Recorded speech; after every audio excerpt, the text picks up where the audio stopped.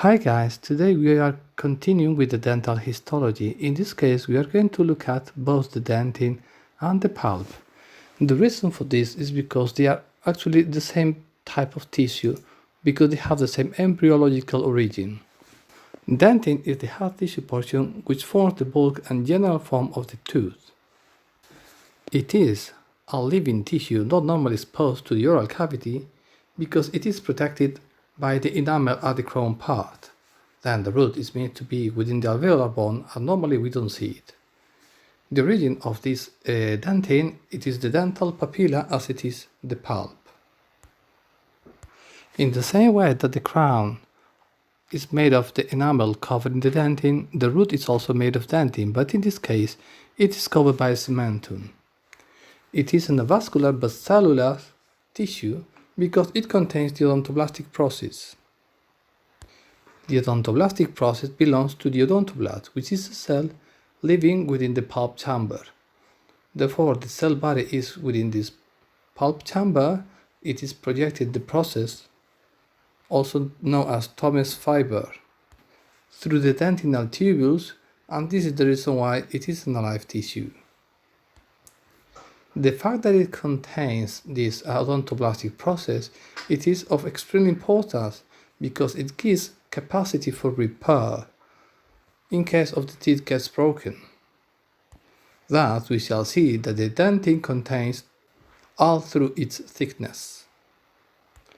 Regarding of the thickness of the dentin, it is thicker by the incisal border or occlusal surface, and it gets thinner by the root.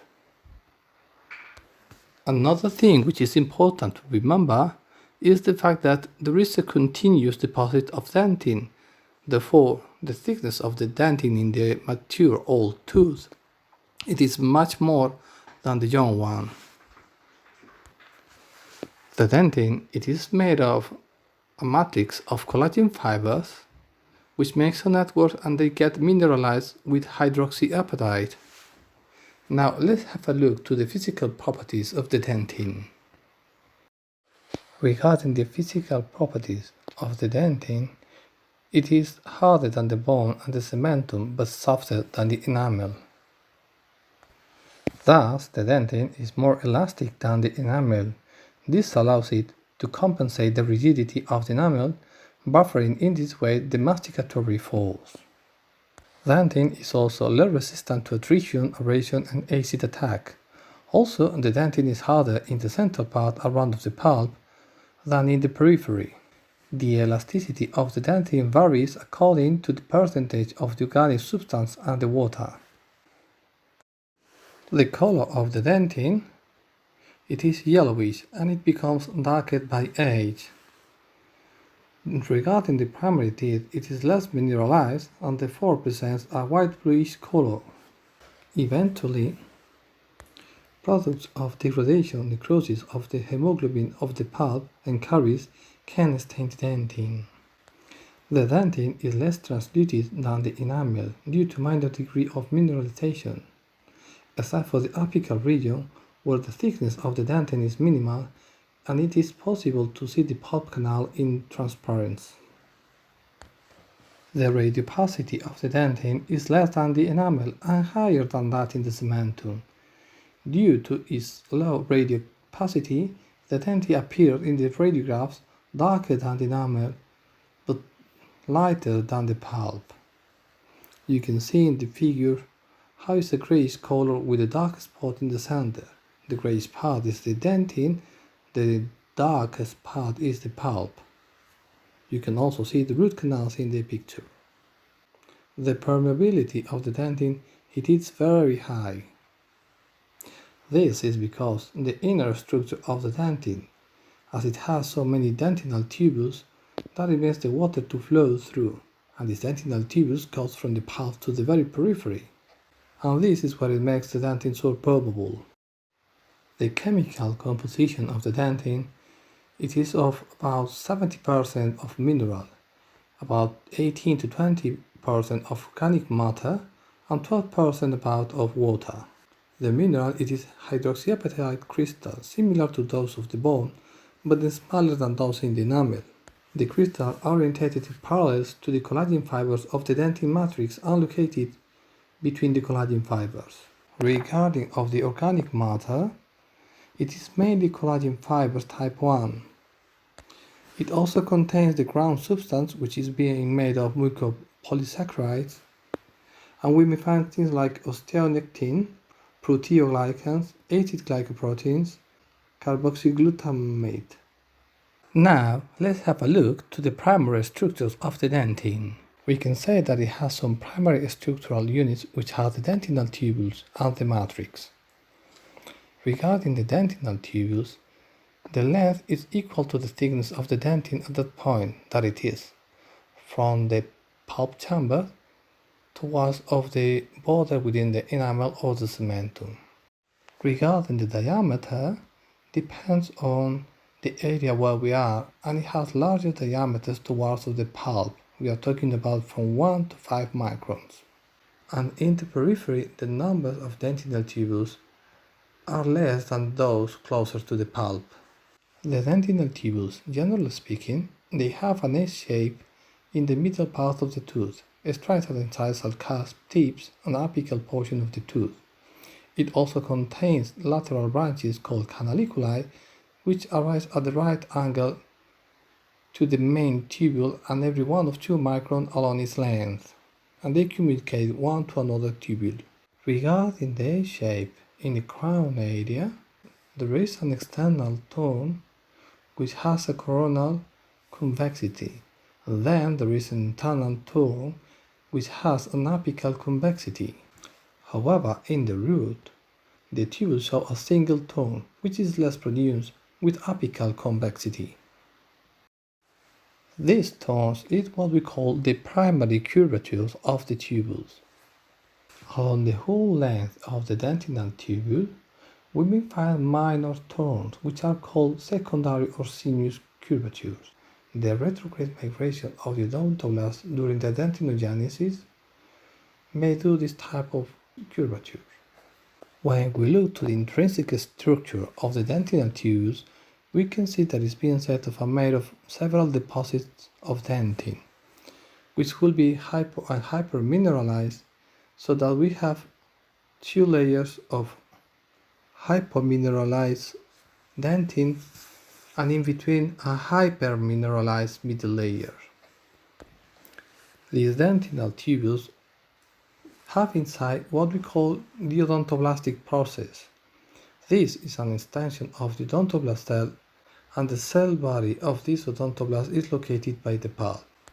This odontoblastic process sends out several lateral branches enclosing the canaliculi that fuses to the surrounding odontoblastic processes.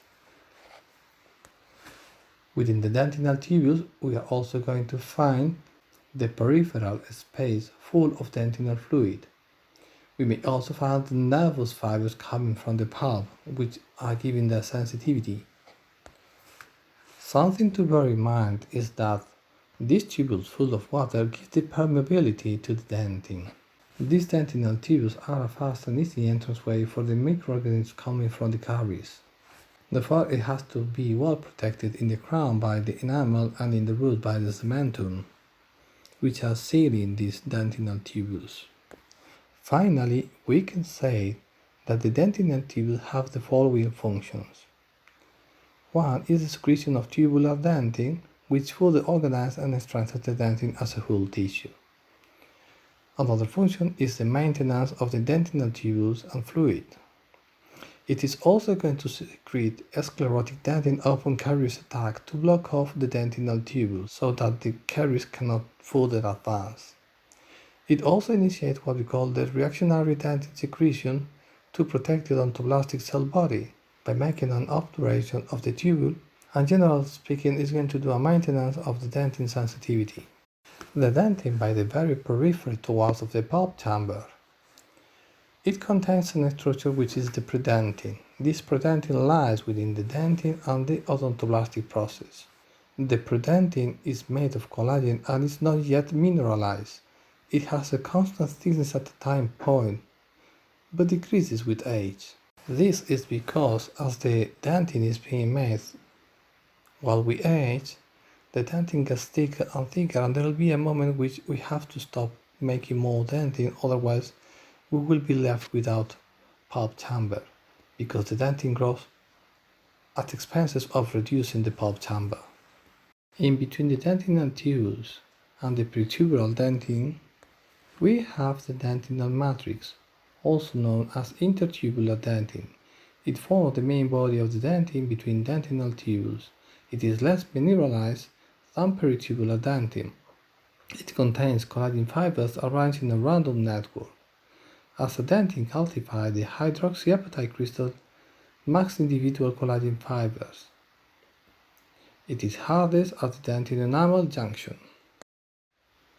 The dentin increases continuously due to the progressive deposit by the odontoblast, creating several secondary structural units, such as incremental lines, the granular layer of Thomas, and the interglobular dentin. Now, let's have a look in detail to each one of these secondary structural units. Starting from the lines of von Effner, the dentin is deposited incrementally in daily increments, and hesitation in the activity of this odontoblast forms the lines of von Effner. Prenatal and postnatal dentin are separated by the neonatal line, which appears in both temporal and permanent teeth. We can observe these lines of von Effner in between the contour lines of Owen. These contour lines of Owen are alterations in the progress of calcification of dentin. Another way of saying that they are accentuated incremental lines, and they are homologous to the stria of Retzius. Now, the granular layer of Thoms. It is found in the periphery of the root of the dentin, that is closer to the cementum, and it is dark because of different refraction of the light and very thin, about 50 microns. It has also a granular appearance which gives the name. It is associated with areas of hypomineralization and spaces resulting from looped terminal portion of dentinal tubules. We may also find interglobular or globular dentin, which is made of mineralization globules, also known as chalcospheroids, which fail to fuse into a homogeneous mass. You may find the names of Semark's spades, or at the periphery of the crown in the cervical thread. It is a defect in mineralization process, not in matrix formation. The dentinal lines of SCHREGER are homologous to the Hunter-Reger bands in the enamel. It is thought that the reflection of the light due to the change of direction of the dentinal tubules, the primary curvature, makes the lines of SCHREGER. The dentin-enamel junction has a scallop profile in cross-section, which is likely to increase the adherence between the enamel and the dentin and prevents shearing of the enamel during function. Odontoblastic processes extend into the enamel, giving rise to the enamel spikes, the crystal of dentin and enamel intermix. Finally, we have the dentino-cemental junction, which is not as clear as the dentino-enamel junction due to the similarities between the cementum and the dentin. Between the cementum and the granular layer of Thomas there is a hyaline aspect band which is called the hyaline band of Hopewell-Smith. The continuity between the cementum and the dentin gives rise to a very solid junction. There may also be cytoplasmic communication between the odontoblastic processes and extension of the cementocytes. There are two ways of classifying the dentin. One of them is according to location. Therefore, we can have circumpulpar or mantle dentin.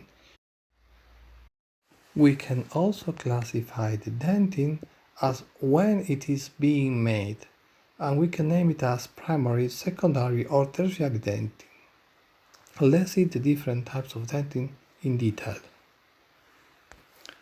Thus, primary dentin is the first one to be formed. It is made of dentin since early stages of dentinogenesis until first occlusion. Most of the tooth is formed by primary dentin. We can subdivide the primary dentin into mantle dentin as the dentin which makes an outer layer toward the enamel of the cementum. The circumpulpal dentin outlines the pulp chamber. Once the crown has come into clinical occlusal function and the roots are nearly completed, we can talk about the production of secondary dentin, which is therefore internal to primary dentin, and its production continues through life. Finally, we have tertiary dentin. It results from pulpal stimulation and forms only at the site of odontoblastic activation. Attrition carries the variation of restorative procedures. It is a reactive or reparative dentin, and it is only produced by the cells directly involved in the damage. It is a non-physiological dentin. This tertiary dentin can be divided in reparative dentin by the original odontoblastic function, responsive dentin by newly recruited odontoblasts which begin depositing dentin, and there is the sclerotic dentin, an increase in tubular obliteration which enormously reduces the dentinal permeability. Okay guys, this is all. I wish that you like it. Thank you for listening and I'll see you later. Bye bye.